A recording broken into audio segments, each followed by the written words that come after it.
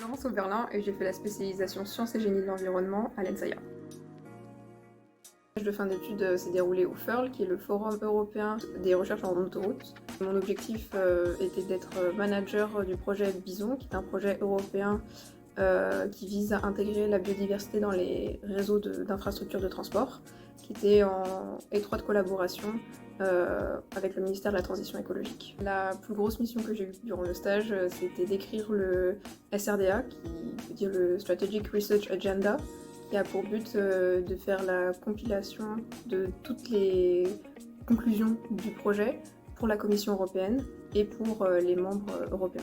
J'ai eu la chance d'avoir une autre mission qui était de faire le dernier événement de Bison qui s'est tenu au Conseil de l'Europe, qui a réuni plus de 45 partenaires avec des grandes institutions type organisation et universitaires comme l'UNEP.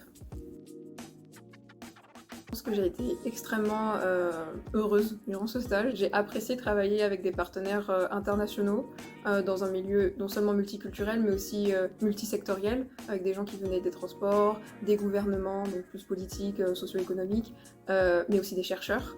Et ça m'a vraiment confortée dans mon projet de travailler à l'international sur des projets stratégiques à visée mondiale sur différents projets. À la suite de mon stage, on m'a proposé plusieurs postes. Le second poste qui est un poste en freelance pour gérer la communication. Je l'ai accepté. Donc je travaille maintenant environ 10 heures, 15 heures par semaine sur les différents projets du FEARL. Et en parallèle de ça, j'ai été acceptée pour un volontariat de 6 mois à la FAO dans la section Climate Change et dans le volet jeunesse, donc au World Food Forum. Oui, à Rome, au siège. J'ai adoré mes années à IAS et en même temps à l'ENSAIA.